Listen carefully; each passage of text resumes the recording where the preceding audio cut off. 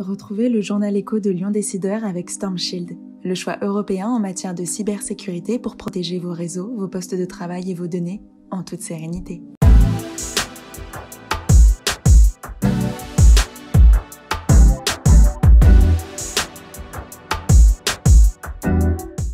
Bonjour, très heureux de vous retrouver dans le journal écho de Lyon Décideur. Fondateur d'Habitat et Humanisme, voici 38 ans. Bernard Devers est aussi président national du Haut Comité pour le logement des personnes défavorisées depuis quelques mois. Il veut faire bouger les lignes sur le problème des logements vacants. Nous évoquerons aussi l'arrivée des réfugiés ukrainiens. Bernard Devers sera notre invité dans un instant. Et pour commencer, la belle histoire de Off Global, une start-up lyonnaise qui crée de A à Z l'ordinateur portable de Nokia via un accord de licence. La commercialisation commence en juin pour passer à 22 pays d'ici à la fin de l'année. Le Nokia PureBook Pro sera vendu autour de 699 €. Off Global emploie 30 salariés entre Lyon, Aix-en-Provence et la Chine et songe à une levée de fonds prochainement. La célèbre marque hôtelière Hilton signe son retour à Lyon via DoubleTree by Hilton, une nouvelle enseigne de l'ex-Golden Tulip Eurexpo, installée à Saint-Priest. Ce DoubleTree est le premier ouvert en France, alors qu'il en existe 500 dans 47 pays. Les 140 chambres de l'établissement lyonnais ont toutes été rénovées pour 2 millions d'euros. Un spa va aussi ouvrir cet été sous la houlette du nouveau propriétaire, Solanet Gestion Hôtelière. C'est donc Mathieu Labbé qui sera le prochain directeur général du MEDEF Lyon-Rhône, actuellement chef de cabinet du ministre du Commerce extérieur et de l'Attractivité, Franck Riester. Mathieu Labbé a été auparavant directeur général de la Fédération nationale de la boulangerie-pâtisserie et du syndicat professionnel des centres d'appel. Il prendra ses fonctions courant mai. Quant au nouveau directeur général du Sofitel Bellecour et successeur de Jacques Bourguignon, il s'agit de Vincent Galoche, le directeur du Novotel Ottawa. Il a précédemment dirigé le Pullman Toulouse Centre et le Mercure Chamonix et Les Bossons. Son arrivée est annoncée pour la mi-avril. Enfin, le chiffre du jour, 90%, c'est le taux d'occupation des 175 stations de sport d'hiver de la région en février. Autrement dit, un taux record supérieur de 5 points à celui d'il y a 2 ans, juste avant le confinement. On retrouve à présent notre invité Bernard Devers. Bonjour. Bonjour Jean-Pierre. Et merci d'avoir accepté notre invitation. Fondateur d'Habitat Humanisme en 1985, mais aussi président du Haut Comité pour le logement des personnes défavorisées depuis quelques mois. Alors on sait que les équipes d'Habitat Humanisme étaient mobilisées pour accueillir des réfugiés afghans il y a quelques semaines. Ce sont désormais les Ukrainiens qui arrivent. Est-ce que vous avez des solutions de logement pour un certain nombre dans plusieurs villes et départements ? Alors nous avons un certain nombre de propositions. D'ailleurs, en fait, les particuliers d'ailleurs se mobilisent en fait aujourd'hui pour en fait faire en sorte d'offrir cette hospitalité. Ce qu'on peut souligner, c'est que il y a encore quelques semaines, en fait, notre pays est marqué beaucoup de réticence en fait à l'accueil des étrangers. Et voici que soudain, finalement, à partir de cette guerre, d'abord, l'Europe est unie, enfin en tout cas s'unit, et deux, en fait, elle prend en compte une hospitalité que jusque-là, en fait, elle refusait, quoi. Et donc, dans ces situations de drame que nous traversons, il y a quelques signes, en fait, d'espérance. Voilà. Voir revenir la guerre sur le continent européen, ça vous effraie, ça vous inquiète, ça... C'est inquiétant. Je veux croire que la raison va quand même l'emporter à un moment ou à un autre. Ces femmes et ces enfants qui doivent prendre aujourd'hui l'exode, 3 millions, un peu plus de 3 millions aujourd'hui, ces obus qui tuent, en fait, et d'une manière aveugle. Mais face à cela, en fait, on comprend que, en fait, pour l'OTAN, il y a une grande difficulté d'entrer en guerre. Donc ça serait l'Europe complètement qui rentrerait en guerre. Mais elle a pris des mesures quand même tout à fait importantes sur le plan économique qui vont conduire à faire en sorte que Poutine peut-être gagner cette guerre.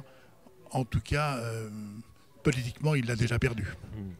Alors, on sait, Bernard Devers, que depuis plus d'1 an, vous êtes particulièrement préoccupé par le problème des logements vacants, inoccupés, ici dans la métropole et partout en France. Que faire pour réduire ce nombre qui fait peur alors que tant de personnes attendent un logement ? Oui, le nombre de ces logements, alors on sait que c'est toujours un peu une difficulté d'être évalué, mais donc je vais prendre le chiffre qui est donné par le ministère du Logement lui-même. Donc en fait, ce n'est pas le monde associatif qui donne ce chiffre, c'est Madame la ministre du Logement, et qui dit en fait qu'il y a 320 000 logements qui sont vacants dans les métropoles, c'est-à-dire là où la situation est la plus difficile pour pouvoir offrir un toit. Ces 320 000 logements, ça souligne aussi combien il y a quand même une fermeture, j'ose dire, une fermeture des cœurs, alors qu'il y a des hommes et des femmes, des familles qui regardent et qui disent cet appartement il est vacant, il est noir, il n'y a jamais d'éclairage. Et pourtant, nous, en fait, on reste dans la nuit, on reste aujourd'hui dans la rue. Donc là, il y a une situation qui est tout à fait intolérable. Il y a une sorte, en fait, aussi, j'ose dire ce mot, en fait, une guerre, qui est une guerre larvée contre la pauvreté, et qu'il y a véritablement une invitation à retrouver, en fait, cette audace, cette énergie, pour dire n'acceptons pas l'inacceptable. Alors, on sait que vous en avez parlé à beaucoup d'acteurs, tant dans le domaine économique que du côté des collectivités locales. Qu'est-ce qu'il ressort de vos multiples rencontres que vous avez eues ces dernières semaines? Alors, on va prendre ici, en fait, sur la métropole de Lyon, en fait, il y a véritablement avec monsieur Père, qui est chargé du logement, qui se mobilise, en fait, aujourd'hui pour faire en sorte qu'il y ait des ouvertures. Il y a des grands groupes comme Dalkia, par exemple, aujourd'hui aussi, qui s'investit pour nous aider par rapport à cette mobilisation des logements, parce que mobiliser des logements, il y a aussi des logements qui sont des logements anciens, donc au cœur des villes, et c'est là où il faudrait créer précisément le plus de mixité sociale. Donc ces logements présentent un intérêt, mais dans le même temps, ces logements, souvent, parce qu'ils ne sont pas occupés depuis très longtemps, ne sont plus aux normes. Et notamment de rénovation. Exactement, notamment par rapport aux charges énergétiques. Et donc là, il y a un investissement qui est en train de s'opérer, une mobilisation en tout cas qui s'opère. Et je pense que c'est intéressant parce qu'il y a quelques jours, en fait, le 4 de ce mois, 4 mars, c'était la veille du 15e anniversaire du droit du DALO, du droit au logement opposable. Et finalement, il y a eu cet appel de Lyon, d'ailleurs, M. Père était là, le maire de Lyon aussi était présent. Et on a mis en place cet appel de Lyon, précisément, une ville qui choisit l'humanisme contre la barbarie. Et c'est vrai que c'est être barbare que d'accepter aujourd'hui des situations où la personne n'a pas de toit. Quand on n'a pas de lieu, rien ne peut avoir lieu. Oui. Alors, les solutions, en fonction de ce que vous venez de dire, justement, de cet appel, sont-elles pour vous d'ordre réglementaire, législatif ou autre, hein? Vous parliez de cette fermeture des... Ce n'est pas simplement d'ordre réglementaire. Je veux dire qu'en fait, s'il suffisait d'un décret, en fait, pour qu'aujourd'hui... Il aurait été pris depuis longtemps. Il aurait été pris depuis longtemps. Donc, en fait, c'est véritablement une prise de conscience. Mais cette prise de conscience qu'on vient à le voir, en fait, la guerre de l'Ukraine, où, en fait, on entendait, en fait, sur beaucoup de médias, ces hommes politiques ou ces femmes politiques qui se présentaient, en fait, aux élections présidentielles, en fait, oubliant, en fait, maintenant que notre pays était ce pays des droits de l'homme. Et donc, il défendait, en fait, de dire non, on peut pas tout. Bien sûr qu'on ne peut pas tout le monde accueillir, mais en fait, il y a véritablement un accueil qui est absolument nécessaire. Et soudain, alors, en fait, on est sur un autre pied, on dit, mais oui, bien sûr, ces Ukrainiens, il n'est pas question, en fait, aujourd'hui, de les laisser, en fait, dans une situation dramatique. Donc, on voit bien que lorsqu'il y a une mobilisation, qu'il y a finalement une ouverture des cœurs et de l'intelligence, ce langage du cœur permet une ouverture des portes. Alors, on entend aussi une petite musique qui consiste à dire, avec l'encadrement des loyers, on va encore augmenter le nombre de logements inoccupés, parce que des propriétaires préféreront ne pas louer bien, si on en arrive à ce type leurs de appartements plutôt que les louer des tarifs qu'ils jugent insuffisants. On entend cette petite voix-là, regrettons que cette voix-là, elle est tout à fait dommageable. Alors on sait que plusieurs acteurs du logement regrettent qu'on ne parle pas plus de logement dans cette campagne présidentielle. Vous en faites partie de ceux qui regrettent qu'on ne parle pas plus de logement?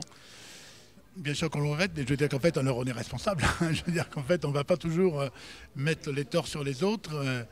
Mais il n'y a pas de sensibilité aujourd'hui, en fait, par rapport à cette question, alors qu'elle est tout à fait, elle est importante. Mais il est vrai aussi que la guerre, en fait, qui se passe, fait qu'aujourd'hui, évidemment, les voix sont du côté de l'Ukraine et du côté de la Russie, et non pas, en fait, sur des questions qui sont intérieures. Et pourtant, l'accueil de ces réfugiés montre aussi qu'il y a bien cette invitation à dire comment ici il y a cette possibilité d'offrir ce toit. Alors on sait aussi que des maires freinent la construction de logements, logements sociaux bien sûr entre autres. Vous l'avez souvent constaté. Faut-il employer dans ces cas-là la manière forte? Je crois qu'à un moment, il faut une certaine contrainte. Des amendes. Oui, je crois. Alors, je veux dire qu'il y a quand même eu beaucoup de choses qui ont été faites par l'État, notamment avec le droit au logement opposable, avec la loi Solidarité et Renouvellement Urbain qui impose en fait aux communes de plus de 3500 habitants en fait, de pouvoir réaliser ces logements sociaux. cette loi, il faut se rappeler que cette loi, en fait, la loi SRU a été votée. Et lorsqu'est arrivée la révision des quotas, c'était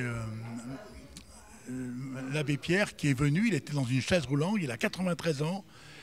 Et il va dire, en fait, si je suis venu là, alors que j'étais là il y a 50 ans, finalement, c'est que c'est l'honneur de la France.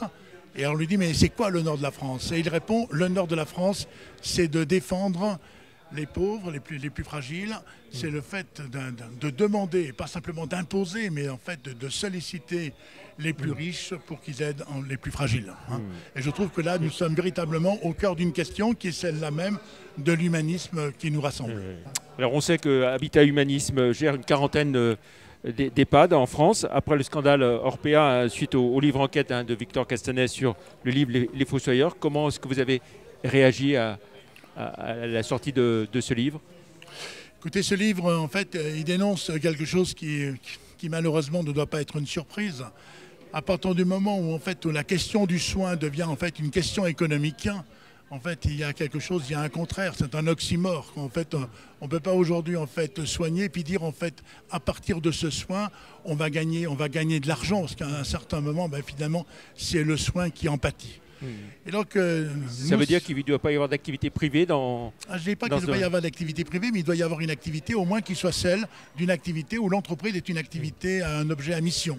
Et là, pourquoi pas? Et d'ailleurs, en fait, immédiatement, un certain nombre de groupes se sont dit, mais on va transformer en fait les statuts de notre société. Donc là, il y a un progrès. Donc c'est pas pour dire qu'en fait aujourd'hui le privé ne doit pas intervenir, mais en tout cas l'économie doit être régulée et en tout cas par l'approche qui soit une approche de dire en fait quelle est la qualité du soin et du prendre soin des personnes. De toute façon, nous on a 50 aujourd'hui, on a 50 établissements. Et je ne dis pas qu'il n'y a pas de dysfonctionnement aussi au sein de nos établissements. D'ailleurs, il y a un nombre de soignants qui sont absolument insuffisants. Bien sûr qu'ils sont suffisants pour faire des soins, mais en fait, la personne, le résident, mais qui est une personne qui est le soigné, un patient, attend autre chose simplement qu'on pose un acte de soin. Il attend aussi qu'il y ait un prendre soin. Et je trouve que la grande différence, en fait, entre l'hôpital et l'EHPAD, c'est qu'on rentre à l'hôpital, j'allais dire, vous me permettrez l'expression, parce qu'il y a besoin d'une réparation. À l'EHPAD, il n'y a pas de réparation, il y a en fait une situation d'un vieillissement qui lui demande un accompagnement. Et l'accompagnement, c'est toujours quelque chose qui demande du temps, qui est long. Et donc, comment on peut assurer en fait cet accompagnement? Il y a quelque chose de tout à fait essentiel. Et je trouve que là, il nous faut travailler en fait dans cette perspective. Et puis en fait, je crois qu'il faut éviter aussi qu'il n'y ait que les personnes âgées se retrouvent simplement entre elles. Il y a vraiment la nécessité aussi qu'elles soient avec d'autres adultes, d'autres générations, avec des enfants. Et donc, en fait, aujourd'hui, il faut faire absolument évoluer en fait ces maisons de soins. C'est ce que nous réalisons. Souvent, bien sûr. Voilà. Merci beaucoup Bernard Devers d'avoir été notre invité. Excellent week-end. À vendredi prochain, nous accueillerons Christophe Rollet, le directeur général de Point S. Merci, au revoir. Merci. Merci à vous.